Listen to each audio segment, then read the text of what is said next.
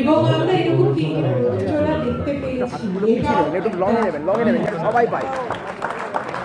বহরমপুর পৌরসভা ও গান্ধী পৌরসভার যৌথ উদ্যোগে এই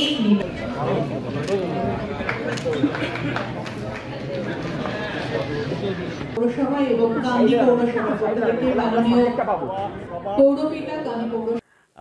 বহরমপুরে আমার দীর্ঘদিনের পরিচয়। এখানে অনেক ছোট থেকেই আমি যখন রবীন্দ্রভারতী বিশ্ববিদ্যালয়ে পড়াশোনা করছি তখন থেকে আমি বহরমপুরে আসি, দীর্ঘদিন অভিনয় করি, অনেক প্রযোজনার সাথে আমি যুক্ত ছিলাম এবং অভিনয় করেছি। বহরমপুরের যেটা সবচেয়ে ভালো লাগে সেটা হচ্ছে এখানকার দর্শক, অসাধারণ দর্শক। আজকে মানে কানায় কানায় ভর্তি ছিল এবং সবাই এত সুন্দর অভিবাদন জানালেন। আজকে আমরা 3 দিনের একটি ফেস্টিভ্যাল করলাম। প্রথম দিন দাদার কীর্তি ছিল, তারপরে বসন্ত বিলাপ, আজকে ছিল আনন্দ ঋষিকেশ মুখার্জির। আমরা জানি না কী করলাম, তবু সবাই বলছে খুব ভালো। দেখা যাক। আমি চাই যে এরকম সংস্কৃতি চর্চা বহরমপুরে অব্যাহত থাকুক, এগিয়ে চলুক। আর সকলকে অনেক অনেক ধন্যবাদ। আনন্দ মূল ভূমিকায় আপনি ছিলেন। হ্যাঁ, মূল ভূমিকায় প্রথম কথা, এটা একটা খুব আইকনিক চরিত্র। রাজেশ খান্না করেছিলেন, মহান অভিনেতা, এবং তার সাথে অবশ্যই অমিতাভ বচ্চন, যেটা পার্থ স্যার করেছিলেন, পার্থ ভৌমিক করেছেন অমিতাভ বচ্চনের চরিত্রে, এবং আমি রাজেশ খান্নার যে চরিত্রে উনি অভিনয় করেছেন সেই আনন্দের চরিত্রে আমি অভিনয় করেছি। চেষ্টা করেছি আমার মতন করে ফুটিয়ে তোলার। থিয়েটার তো একটু অন্য রকমের হয়, চেষ্টা করেছি। দর্শকরা বলবেন কেমন লেগেছে, কিন্তু আমার অভিজ্ঞতা খুবই ভালো।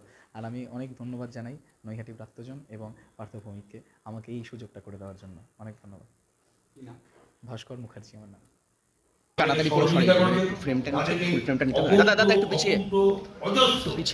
আপনাদেরকে ধন্যবাদ এবং অভিনন্দন। আমরা বারে বারে ডাকবো পার্থ ভৌমিক।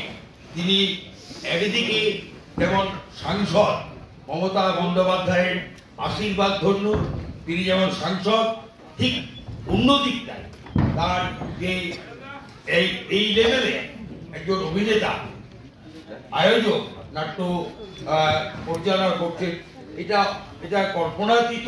তিনি আজকে আমাদেরকে তার পার্থভৌমিক টিম, আমরা কৃতজ্ঞ তাদের কাছে, আমাদেরকে ভরিয়ে দিয়ে গেলেন। আপনাদেরকে অজস্র কর্তব্য আছে, অজস্র।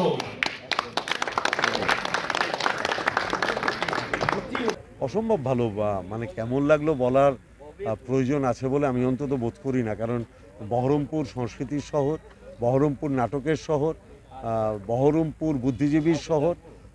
বহরমপুরে নাটক মঞ্চস্থ করতে আসার আহ্বান পাওয়া মানে নিজেকে সম্মানিত হওয়া। বহরমপুরের মানুষ যে সম্মান আমায় দিলেন, আমি আজীবন এটা মনে রাখবো। বহরমপুরের মানুষকে অশেষ ধন্যবাদ। যদি ডাকে নিশ্চয়ই আসবো, তাহলে আবার সম্মানিত হব। ভালো থাকবেন। আমরা বারবার ডাকবো।